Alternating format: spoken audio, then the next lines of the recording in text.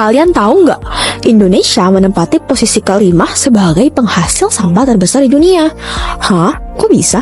Jadi gini nih ceritanya. Pencemaran lingkungan atau polusi adalah tercemarnya suatu daerah oleh polutan sehingga menyebabkan beberapa dampak negatif seperti lingkungan di daerah tersebut akan rusak, gangguan kesehatan, dan lain sebagainya. Terus polutan itu apa? Nah, polutan itu adalah zat-zat yang kadarnya atau jumlahnya sudah melebihi batas normalnya dan berbahaya bagi lingkungan dan makhluk hidup, termasuk manusia. Akhirnya, Indonesia bukan cuma peringkat kelima sebagai penghasil sampah terbesar di dunia saja, tetapi juga peringkat kedua sebagai negara dengan sungai paling tercemar di Asia. Bahkan, data Badan Pusat Statistik Indonesia melaporkan bahwa dari 70.000 sungai yang tersebar di tanah air, sekitar 46% diantaranya tercemar berat. Ini grafik batangnya. Di sini kalian bisa lihat berapa banyak desa atau kelurahan di 38 provinsi di Indonesia yang airnya tercemar di tahun 2014, 2018, 2021, dan 2024. Untuk 3 provinsi yang di grafik batangnya terlihat paling tinggi alias paling banyak pencemaran airnya adalah pulau yang paling padat penduduk, yaitu Pulau Jawa. Di sini yang paling tinggi adalah Jawa Barat, diikuti dengan Jawa Tengah dan Jawa Timur.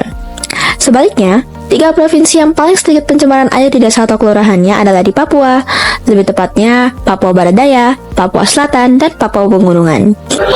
Setelah itu, tada, grafik kualitas air dari berbagai negara di dunia.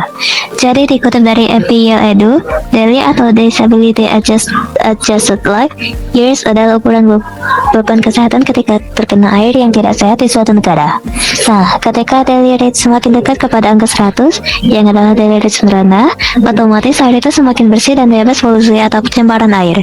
Di sini kita bisa lihat sekitar 150 negara di dunia masing-masing dengan daily rate-nya. Semakin tinggi daily rate-nya, semakin bersih airnya. Untuk peringkat pertama dengan daily score 100.000 adalah 8 negara, yaitu Finlandia, Jerman, Yunani, Irlandia, Italia, Swiss, UK, dan USA. Oh, keren banget ya, sampai daily rate-nya skor 100. Sayang sekali daily rate skor Indonesia hanya 31. Menurut Ibu, sungai ini kotor atau enggak? Dari warnanya aja udah kelihatan kalau itu rendah, hijau-hijaunya sama sekali. Kan dari pembuangan rumah-rumah warga ini kan, dari selokan, dari rak cuci piring juga, wastafel, semua kan buangnya di sini juga. Oke, baik.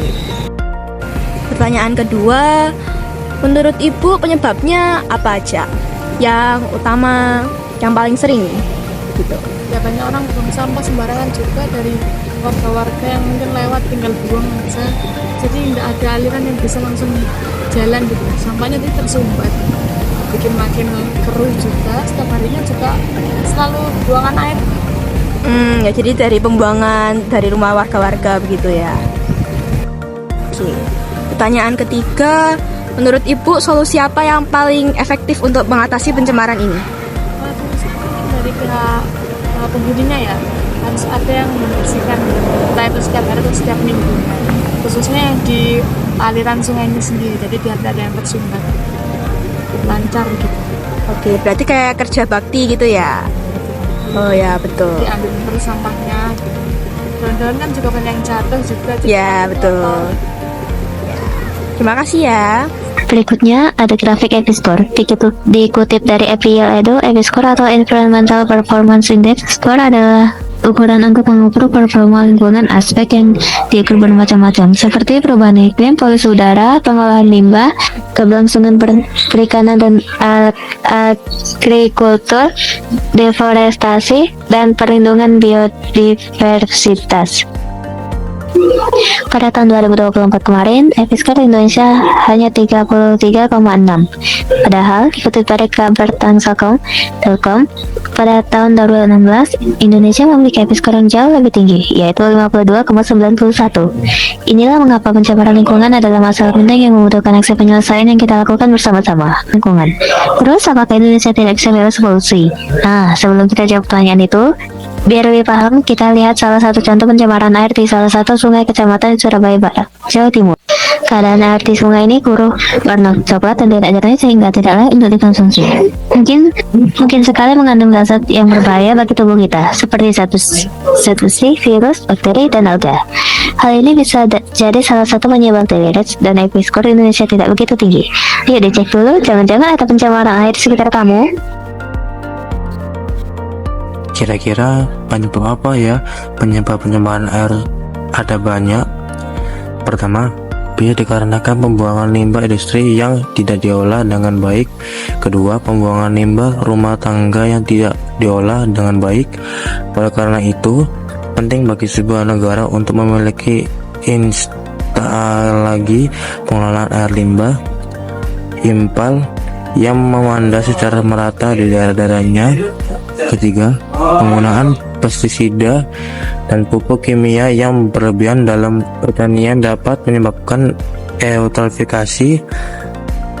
Eutrofikasi adalah kondisi di mana ekosistem air tercemar oleh pupuk kimia yang menyebabkan alga blooming atau pemekaran alga yang berlebihan sehingga membuat makhluk hidup di dalamnya mati. Keempat, aktivitas penambangan dapat menyebabkan pencemaran air sungai dengan logam berat, zat berbahaya lainnya. Terus solusinya apa dong? Ada 4 hal yang bisa kita lakukan. Kita harus mulai dengan mengurangi penggunaan bahan kimia berbahaya seperti pestisida dengan menggunakan pupuk organik. Selain itu, penting untuk membuang sampah pada tempatnya agar tidak ada yang masuk ke air. Edukasi masyarakat mengenai menjaga kebersihan air tentu sangat diperlukan agar semua orang paham dampaknya. Kita juga bisa mendukung program masyarakat karena mengurangi polutan seperti CO2 dan menjaga kualitas air tanah. Dengan langkah-langkah tersebut, kita bisa menjaga ekosistem air sehingga tetap bersih.